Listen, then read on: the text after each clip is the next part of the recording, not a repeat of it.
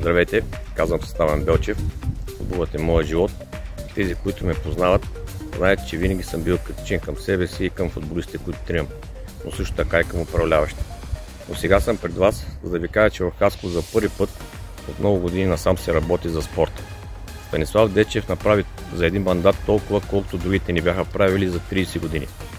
Стадион Младост от една поляна го превърна в съоръжение страхотно за футбола и за леката атлетика.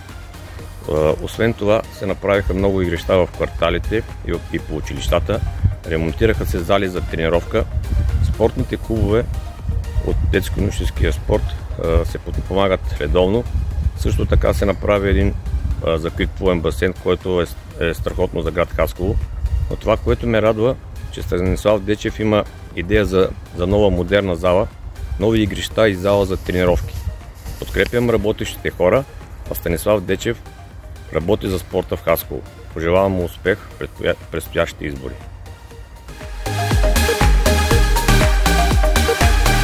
Купуването и продаването на гласове е престъпление.